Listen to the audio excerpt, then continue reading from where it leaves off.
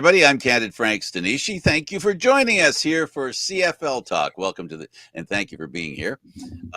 This is on the Spanglish World Network on Zingo TV channel 250. Please remember to download the Zingo TV app at the respective app stores for iOS and Android devices. While you download the app, make sure you rate and leave a comment. Both apps are absolutely free. Zingo TV is available on Google Chromecast, Amazon Fire TV sticks, Roku sticks, and also on all smart TVs 2016 forward.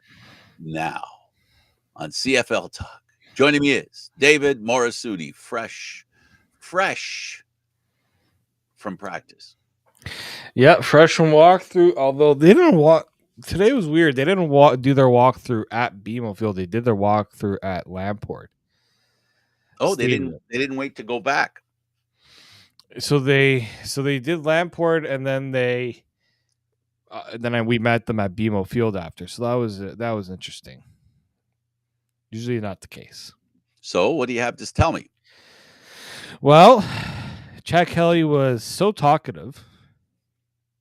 Well, he wasn't very talkative. I think it's a lot. I will give credit to Sean Amos. Pretty, he very, I wouldn't say forthcoming, but very. I think the team realizes that that loss against Hamilton was that hurt, and we talked. I literally called. You were like the first person I called after the locker room. I've never been in a locker room so quiet. Like almost like the realization that this is a game that they needed. I wouldn't say needed to win. It wasn't like a must win for Toronto as much as it was a must win for Hamilton, but it was like it would have been nice if we had this one, because then it would have made life a lot easier for Toronto. It was an unpredictable low point in their season thus far, which raises the question, will it remain till the end of the season as the low point and the realization and the bounce back of a season that right now we're at a point with the Toronto Argonauts, watching the Toronto Argonauts and seeing the way they're playing. We're on a downside. Like, they're slipping downwards. They're not trending. Not even, there was a time there we might have said, you and I might have said they were trending kind of straight across, right, horizontally. But now they are really trending down. And the question is, how far down are they going to go before they go back up? I know that they hope, and maybe they realize that they hit what they hope will be the bottom for this season. What do you think? Well, Amos talked to us as if like that game had a playoff feel to it. Mm-hmm. And that's why I think it really hit the players, right? Like, this is a team that, in the last year and a half, how many lows? Like last year, they didn't hit a single low really until they lost in the playoffs. Yeah. So I think there was a bit of a reality check for the team, right? How many times had Toronto been on the other end of those late game finishes? Right. Easy answer. So I think there was a bit of on the bad end. Yeah. So I would say that this is a situation here where Toronto, I think a reality check was kind of needed for the team, in my opinion. Oh, you're not wrong. You're not wrong. This is a team that, as a group, has been failing to be the kind of cohesive unit that they have been in the past under Ryan Dinwiddie. This is new territory for the coach as well. He has never had a team that plays as inconsistently in a negative, and I mean it in a negative way, as this team is playing this year. I would say that when he first joined 2021, there were some of those inconsistencies, but I think what the reality is, the rest of the division's caught up to Toronto. Yeah, and a couple of teams have passed them. Well, that's an even better way of saying it. It's not just that they're other teams have caught up. Yeah, it's that they're third. They're not guaranteed a playoff spot. No, and that loss against Hamilton has opened the door for hope and belief Yeah. by the Hamilton Tiger Cats and their fan base that this team can actually do it. And even worse, if you're looking at it from the Argo perspective, their quarterback, Bo Levi Mitchell, is playing as well as he's played since before he was a Ticat. Yeah. We're starting to see a bit of the MOP Bo Levi Mitchell. Now, am I saying if this season ended today, he would be the MOP? Not there yet, But he'd be but in the conversation. he should be in the conversation based on his play the last few weeks and Hamilton only being alive, in my opinion, because of the way Bo Levi Mitchell's playing. He has thrown for a lot of yards. He's never historically been the guy in the league that leads all quarterbacks, in total yards. But he's been a quarterback who's made it to the Grey Cup enough times and, won as well, that, his greatness cannot be doubted historically. He's been a great quarterback. And I think the biggest thing is I don't think Bo Levi Mitchell forgot how to be a quarterback. I think he's finally healthy, David. I think that's just it. I'm one of those people that didn't like his contract because it weighs down the other parts of the team that are necessary. But he gave back some money, and now he's playing not only like a leader, but he's playing like a champion. Well, playing like the quarterback that was expected of him when he first joined Hamilton, right? Hamilton was hoping he'd rediscover his Calgary form. Yeah, his pre-Calgary form, because he left Calgary because he kind of lost his mojo, right? Yeah. And Hamilton was gambling on him reclaiming his ability, right, and his success. And I told you back then when he went to Hamilton has a history of bringing in quarterbacks that have basically, not been run out of town, but have not been very good at the places they were, and therefore they became free and went to Hamilton and then found another gear, that wasn't there. Well, yeah, exactly. And like Hamilton, they've had good teams, right? But when was the last time they had a quarterback that was like inserting himself into Henry the Burris? game? Burris, Caleros? Yeah, I was gonna say Caleros when he first got there. There was a little bit of Mazzoli when he was first there, when he was healthy, right? But that's a long time ago. Like, we're talking pre-2019. We're talking Coincidentally, the last time the team was successful. Right? That's what we're talking about. And let's not forget, too, that this is a team that's just, revamped its coaching staff with Chris Jones joining, which... You mean the Argo coaching staff? Well, Chris Jones joining. Well, yeah, Chris Jones, and then you got Scott Milanovich, right? I don't know how many former Argos are on the team, but I think there's a lot of cooks in the kitchen there. But I think they're finding a way through the chaos of it all to just, make the smart decisions, right? They're not Hamilton. What's really helped them is they're getting off to good starts. They're not trailing. They're not falling behind and having to force plays. Right. And I think that's crucial for Hamilton, because and they have a bit of a run in their game too. Yeah, I mean, and they got a running game too. Well, how many times have I said Hamilton needs to get a running game? And they finally get one. It's funny because James Butler, they weren't too thrilled with his play. Bell comes in, plays so well, he gets hurt. Butler comes in, they did all right, but like they need to be more of a balanced offense.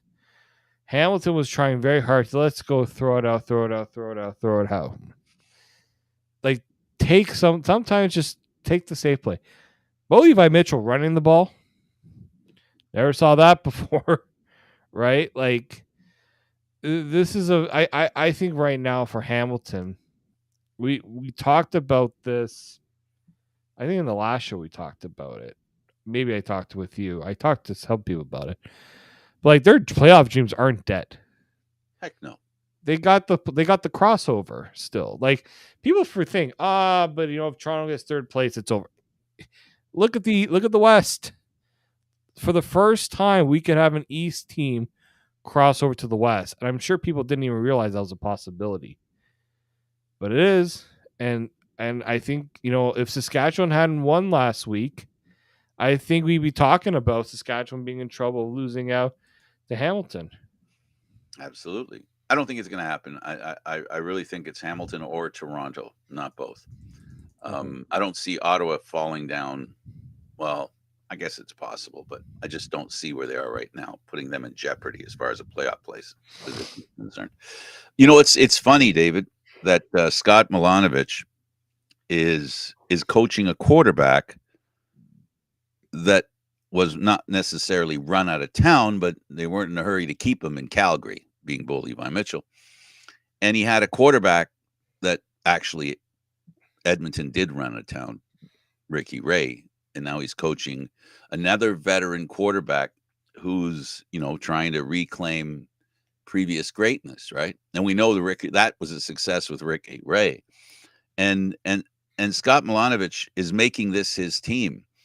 And I'm learning that Scott Milanovic is a flexible kind of guy. He isn't a guy that he really is a coach that builds his team around the quarterback and has a game plan that suits his quarterback. A subtle difference between Bo Levi Mitchell and Ricky Ray, for whom Milanovic had success with both, Grey Cup with one, that being Ricky, is the fact that Ricky threw a lot of passes, high percentage passer, but a lot of the passes were for 4 or 5 yards. With Bo Levi Mitchell, he's averaging about 10 yards a pass, which tells you he's throwing the ball further downfield. And we all know that's what Bo Levi Mitchell likes to do. I think if you're an Argo fan and if you're the Argos, you got to be concerned because you're dealing now with a coach and a quarterback who are in a really good rhythm. The Hamilton team at quarterback, the quarterback room, however you want to define it. Quarterback play looks really good in Hamilton. That's something that they've been missing. These years they haven't made the playoffs or not had good seasons have been directly related to the quarterback and the quarterback's ability and consistency to do good things. Yeah, no, for sure. And they almost blew up in their face this year because Bo Levi Mitchell starts the year. Taylor Powell comes in for Bo Levi Mitchell, who gets benched. And Bo Levi Mitchell only comes back in because Taylor Powell gets hurt. I really am curious how different Hamilton's season would be if this is Taylor Powell at quarterback and not Bo Levi Mitchell. It's a good question, but it's a good question. It's a good question, but at the end of the day, this is where we are. This is what we have. The same thing could be said for the team that they beat, the Toronto Argonauts. What if? I'll throw this out there. What if Kelly didn't have the problems he had last year? What would have happened in that Eastern final if he hadn't had a brain cramp and did what he did? And how would he be playing right now if that didn't happen? So I guess the point I'm trying to make, David, is it really doesn't matter because what matters is what they're dealing with today. And what both the quarterbacks now, when you look at the game between Hamilton and Toronto, you're seeing a switch where now you've got Toronto that has an iffy kind of quarterback and Hamilton that has a dyed-in-the-wool star at quarterback. And losing the way the Argos did so close tells me they're playing a team with a really good quarterback playing really well. Their quarterback's not playing that well. Their team is not playing that well. Yet they lose it in a last-second field goal. So it's not like they're that far off. For Argo fans, stop panicking. It's not like they got blown out by Bo Levi Mitchell and the Ticats. No, I think is also an exclamation. It's more the panic of what's happened the last 3 weeks, right? Last month since Labor Day. Lose to Hamilton after you were down bad. You get embarrassed by Ottawa. You play well and you beat BC handedly. On the Then you road. go and you lose to Hamilton. Yeah. So I think there's a little bit of that. You don't want to lose to Hamilton, but I think one thing that can't be ignored on Toronto's part is Ryan Dinwiddie, after in our press conference, he used the S word when talking about his defense. He called them soft. It was very pointed. It was very that's a damning statement on a defense. But For also Ryan Dinwiddie, that's strong language. Yeah, he's a very and like positive guy when it comes to the Dinwiddie game. is not one to sometimes hold back. Does wear his heart on the sleeve, but I agree at some points that the defense wasn't good enough, but the defense also made 5 straight goal line stops. I don't think a soft defense does that. I just think that this is a defense that's kind of I wouldn't say treading above water, but there clearly is a lot of I think confidence is a big thing with this defense. Well, if they were a boat, and they Yeah. being the boatmen, they've sprung a few leaks, and those leaks are causing them problems. Teams are identifying those leaks, and that's what Hamilton did. Hamilton picked on those leaks, picked on those deficiencies in the defense, and gave took what the Argos defense gave. Well, that's it, right? Hamilton wasn't constantly throwing the long ball. They said, "Okay, you guys are going to cover deep. We're going to find the short routes." Yeah, the stuff underneath. Toronto struck, and there were times in that game where Toronto could have gone off the field. It's happened to them many times this year. They allow a guy to get open, and he goes free for a big gain. It's those moments. The Toronto's defense lives and breathes off of takeovers and turnovers and giving their offense good Big starting plays. position. It sounds like you're saying big plays. Their defense is There are accustomed to big making plays. big plays. They preach that, right? They're all about that, but it just has not happened for them. Not yet, at least. It hasn't happened enough this year. Well, they weren't as bad in that game on what I think has been their biggest deficiency, and that is second and long. They weren't that bad this week. Stopping, finishing off a team that's having difficulty getting a first down, right? They until this week were having really a lot of trouble with second and long. They just couldn't stop offenses. They were a little better, like you said, and especially when you're talking about being able to stuff them in the red zone. They did a good job of that. But I guess for me, it still always seems to be that come back to watching them the last 4 weeks. Their offense is not a winning offense. It's an offense that has depended on touchdowns by their kick returner, big plays by their defense. They haven't been the offense has not been the big play producer that they need to be. That doesn't mean they have to totally do everything, but it does mean they've got to be the difference. They have not been the difference maker the past while. Well, that's it too, right?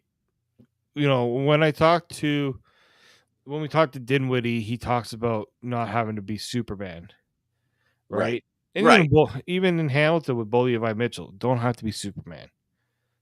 I think that as much as we like to see quarterbacks be Superman and quarterbacks making these plays, it's also the reality of the CFL. The defenses are too good. They're too good. You can't try to be too much out there and hope that it's going to work. Right? You can't be pushing the envelope too much, otherwise you're going to get burned. So if if Superman isn't the goal, would it be fair to say that workman like success should be at a minimum, right? Like, yeah, and for that's sure. what they're not doing. They have to have workman like success. The old saying, chopping wood. No, exactly, right? Like, you don't necessarily need to. Also, just don't make it hard on yourself, right? Don't put yourself in like penalties are a big thing, right? Don't take unnecessary penalties because it backs you up, and now you're behind the eight ball before you even really get going, right? If anything, so and like there's just sometimes like the little things, the little details, a play here, play there, really also do make a difference. And they should make a difference. It is what it is. The Argos have had difficulty this year, and please don't take this as excuse making. They've had key injuries all year this year. I'm just wondering, I think they really miss their kick returner. I think they really do. And He's and gonna be back. That's a yeah, good thing. He's back this week, but yeah, they missed him for sure. field position is such an imperative thing that needs to be good for a team to be successful. Field position is everything in the Canadian Football League. You only get 3 downs. So that makes field position even that much more important. And the Argos have not played with really good field position.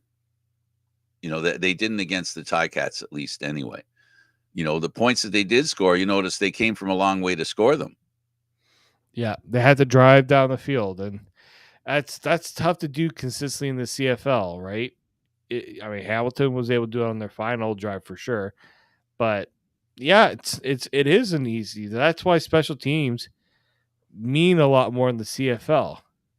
That ability to give your offense better field position, it changes your play calling, it changes your approach, right? And I think that can't get overlooked for sure. And helps your patience. No, yeah, exactly. For a really good offense, you have to be patient. You have to take what you're given. And the Argos are trying to take what they're not given because, and we've seen if there's a flaw in Kelly's game, it's when he does get impatient and doesn't eat the ball when he should have. Yeah, And that's been costly for the team. it has been, especially when your defense isn't good enough to Yep. Take the back it up. coach's statement. That's right. We don't play good enough to cover up our mistakes. Mm-hmm. And Dinwiddie said that That's what multiple the coach times. says all the time. We're not good enough to cover up our mistakes. We have to stop making mistakes, and that's part of the issue, of course. So this week, the Argos have a game against the Grey Cup champs. Statement game. They played BC and BC, a team that admittedly has been hot and cold, but they played BC when BC was hot, and they handled them. They're going to need to do the same thing at home against Montreal this week.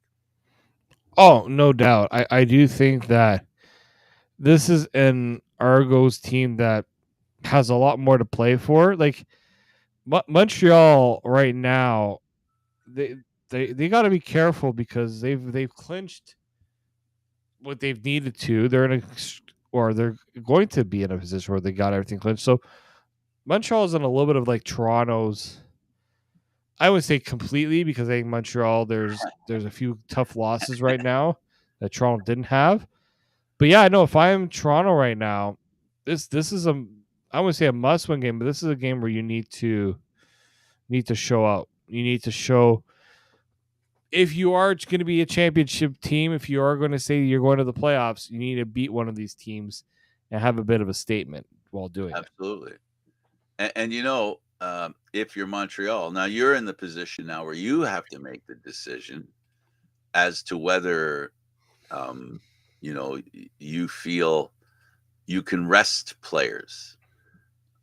I have to tell you, it's very interesting to say the least. It's going to be very interesting. I was just trying to check this to see if they had any bye weeks, and I'm not having any luck here. Where are we? I There we think yeah, I think most of the teams have done the amount of bye weeks they've needed to do. If I'm not wrong. I don't know. And like Montreal's coming off an impressive win over Ottawa. Like they want to prove something too to these teams below them that you're below us for a reason. I think that's what they did against Ottawa. Now they're going to want to do the same to Toronto, right? Right? And Montreal won in Toronto earlier this year. Excuse me. There's a bit of that. I think there's a bit of the realization that, you know, they want to send messages to the other teams in the league. That's Montreal's way of doing things. Absolutely. So it'd be interesting to see how that game goes. That's for sure. And it looks to me like the Alouettes have no more bye weeks left. Yeah, I think they're pretty much they're playing the rest of the year. They play in oh, wait, no, they have a bye week in week 18. I don't see a game in week 18. Okay. So after Toronto, they have a bye week. The reason I say that is because that means they have 3 games they have to play after the bye week. If we remember correctly, the Argos had what, 6, 7 games last year after the last bye week. It was almost half a season. Right. Almost. So that's an issue that Montreal doesn't have to deal with. They can rest their whole team with 3 games left in the season and then play the last 3 games, and then they'll end up with another bye week because they're first. And the schedule, I'm not saying plays to their favor, but it does not play against them like it did with the Argos last year. And you can all start saying it's excuses and stuff. Go ahead. I don't really care. But to me, that's a fact. They had to play. That was ridiculous. They had to play 7 games without a bye week. They played, I think, in their first half of the season, they had all their bye week games. I think plus 1 game, I think, after. And I hope no team ever has to do that again. Yeah. More balance in the schedule. We've only said that a few times before. No.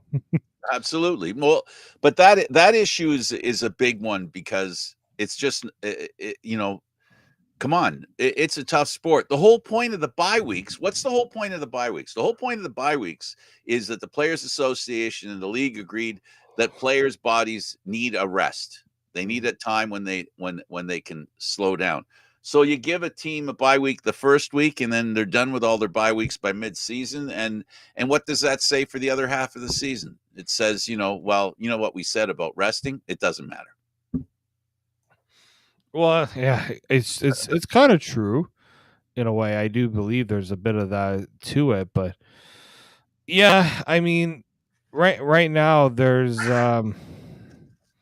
well, especially when it comes to the playoffs, it's the team that's mentally and physically ready for it, right? Absolutely. And yeah, we talked about, um, they talk about creating their own bye weeks and things like that, but sometimes if you do that, it throws the team off a rhythm as well.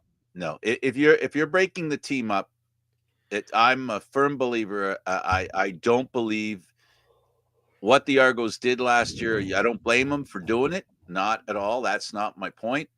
But to be put in a position where now you're starting to treat the season like training camp. Mm. And that's essentially what ends up happening. You end up treating the season like training camp. And now you're not working on a rhythm to get the team going. Because once training camp ends, you put your lineup in there, and that's the one you use, and you keep playing with that lineup. You don't worry about it changing unless, football has injuries. So that's when you make change, when you have to. But having guys sit on the sidelines who are healthy and can play, not playing, that's just not a good thing. I just don't think it works in football. I don't think it does either, and I don't think the players want it either. I don't either. I think they all want a reasonable amount of rest, instead of rust and or maintaining a rhythm. It's not just about rust and rest. It's also about rhythm. And there's a rhythm required on a team, and when players are pulled out, especially players that are key to the team, the rhythm of the team and the way the team plays changes.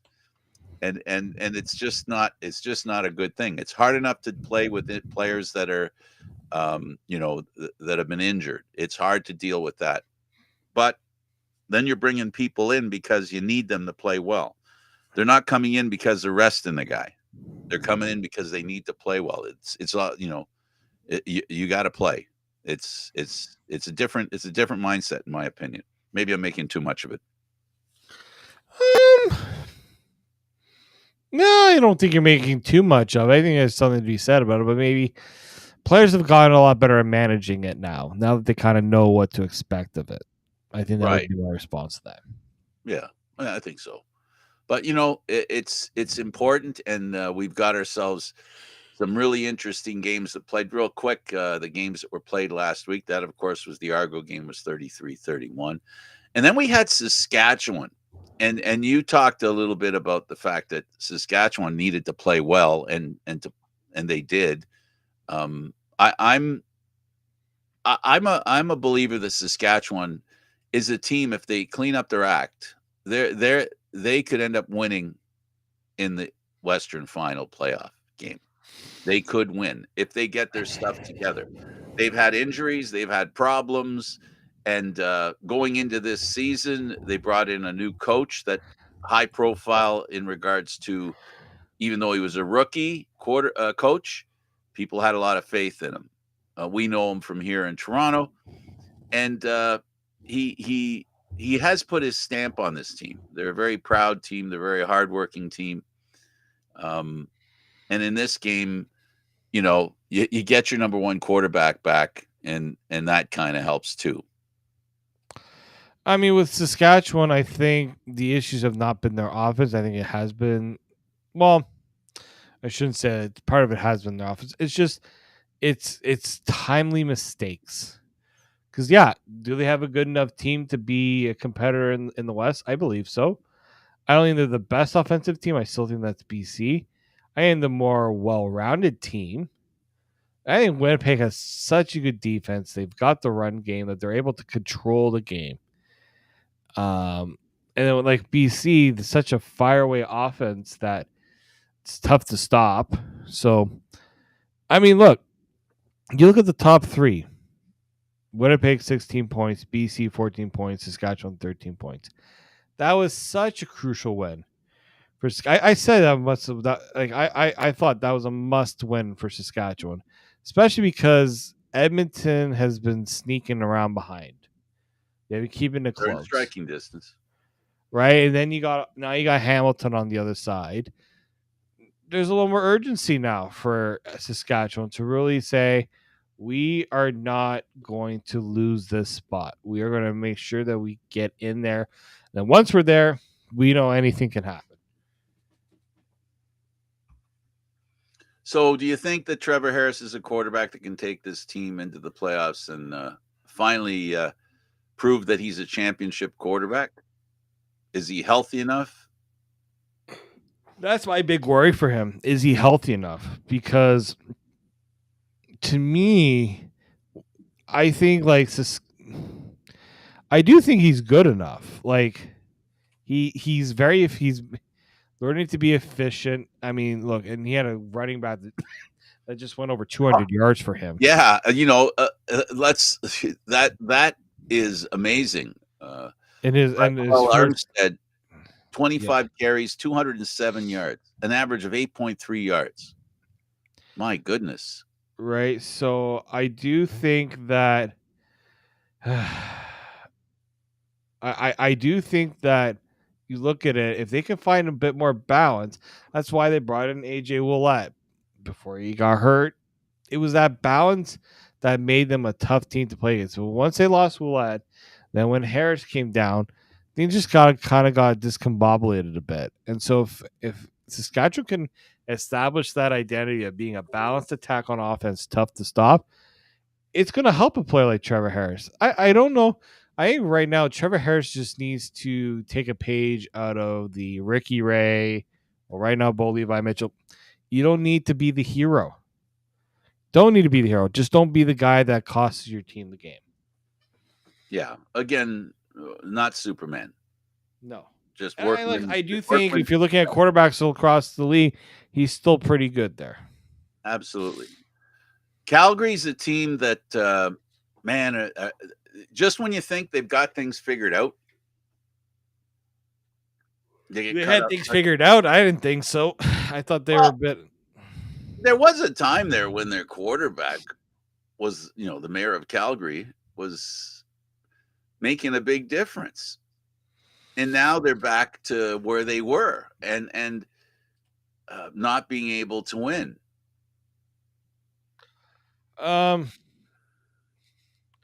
Calgary, yeah, I thought they were getting. I wouldn't say they're getting their act together. I thought they were finding things out a little bit and not putting the ball all in Jake Maier's hands. But eventually, when your quarterback needs to step up and play, Jake Maier hasn't been able to do it, or Yeah, not good it's enough. true. I mean, Derek Mills ran for 74 yards. Tommy Stevens himself ran for 69. So they were Yeah. able to make some yardage on the ground, which should be a key into helping the offense.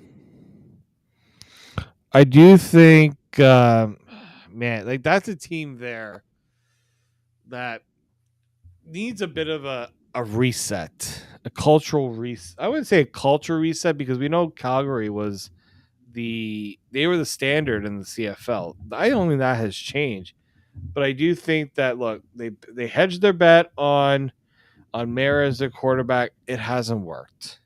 No, not consistently. Not consistently enough, and that doesn't fly with a Dave Dickinson team. Or a Calgary fan base. No, exactly, and that's that too, right? I do think that's the bigger concern right now is how long will that fan base stick beside a team like this?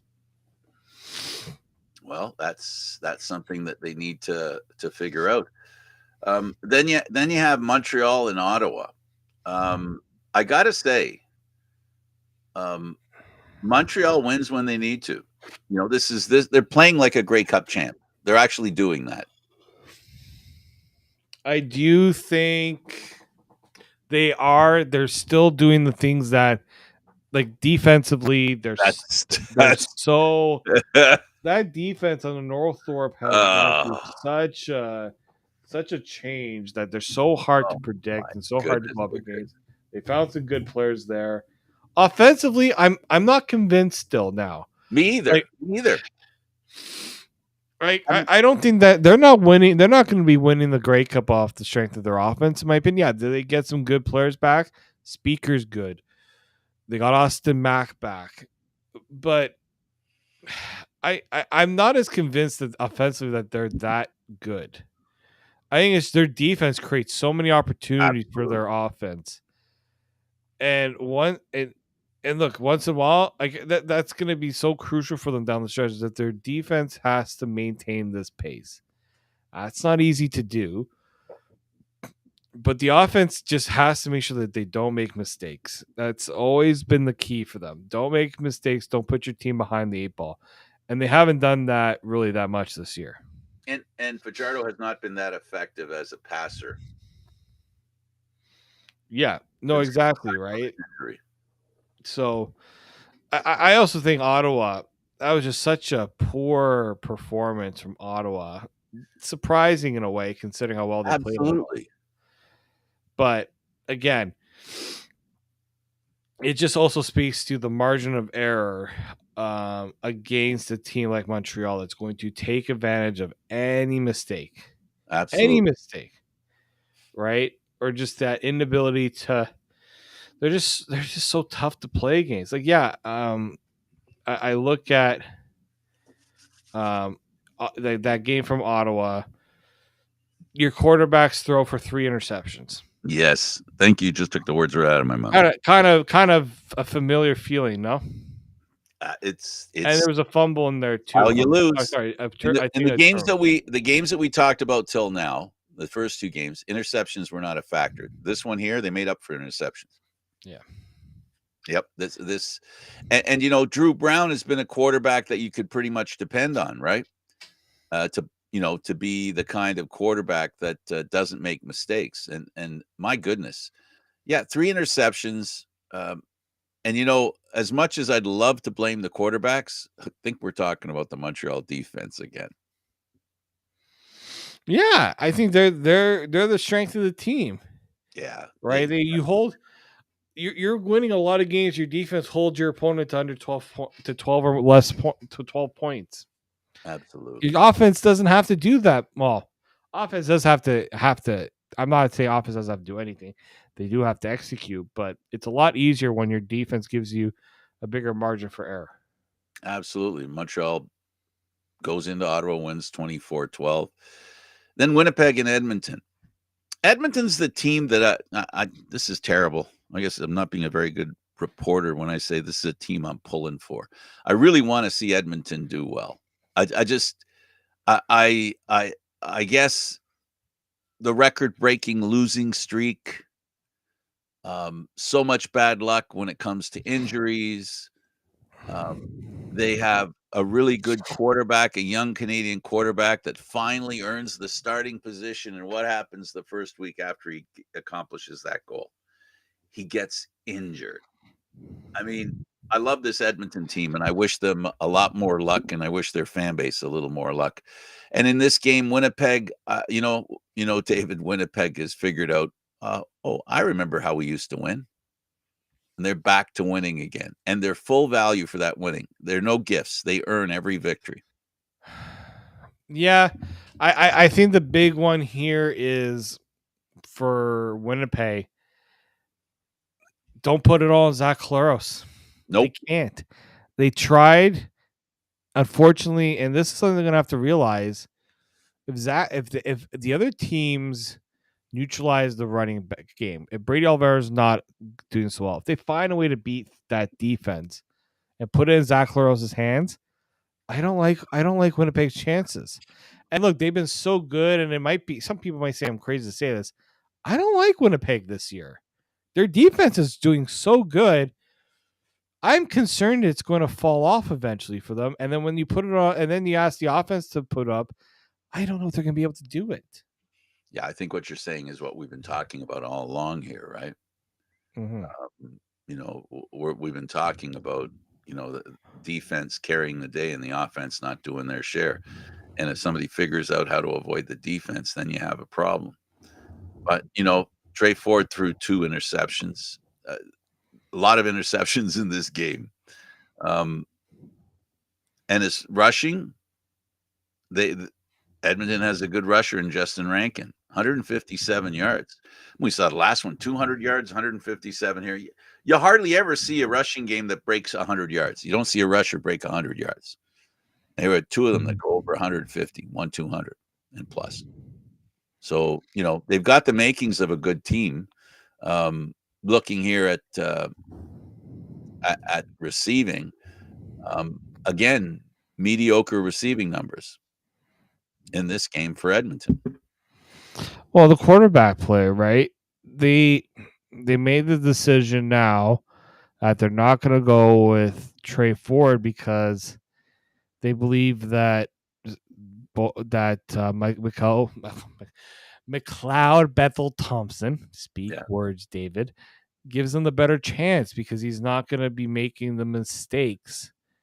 Problem is, Trey Ford, in my opinion, is still the better quarterback. He's a game breaker. He is a game breaker. McLeod Bethel Thompson, he makes mistakes too, but they get overlooked because he's the veteran, right? Maybe it's because they feel like he makes a mistake, he's going to learn from it. But I don't know. Like, I look at this game. That game, Trey Ford was averaging better yards per attempt than McLeod.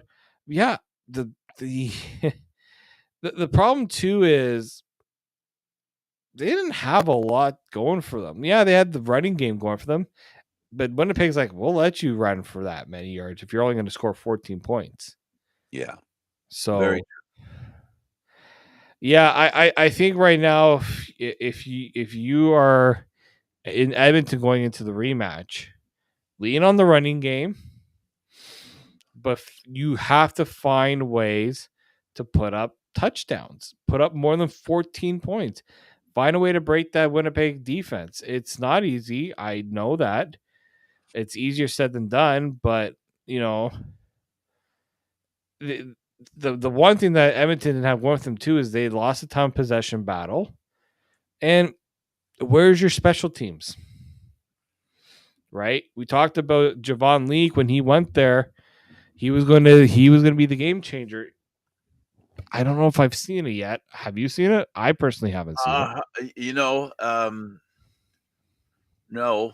I think the Argos did fine in recovering the loss of Javon Leake. Mhm. Janarian Grant has been no less worthy than Leake was last year. And we're talking about a good season by a kick returner, right? A punt returner, whatever. We saw a good year of that with Leake, but we've seen Janarian Grant run a few back. And so, the Argos have that kick returner that gives you the magic. And yeah, you're right. I think Edmonton expected a little more magic from Javon Leake, and they haven't received it. And again, it's the Canadian Football League. The kicking game, we talk about the kicking game in the Canadian Football League. We talk about field position and we talk about scoring and special teams, unlike the NFL, have a large impact on the way a game's played and how much the offense works. And kick returner can give a quarterback, something that they need or will help them have a better possession, right? So, yeah, he hasn't been as great as they'd hope he'd be. Edmonton in itself hasn't been, a team that people have a lot of faith in. And it's too bad the game they had against Winnipeg, I think they came up a little bit flat, personally. You just can't do that against a team like Winnipeg. No, They no, smell 'cause blood. They hunt. they expose your weaknesses, Yeah. take advantage of your weaknesses, make you pay for what you do wrong or what you don't do right. That's the thing about Winnipeg. You got to play good football to beat them. This is one of the things about Winnipeg. I think I want to say more than any other team, they're the kind of team that they're not going to let you play your best football, and if you can't overcome that type of defense, you're not going to win. Montreal, same kind of thing, but Montreal's more of the defenses. It's not a question.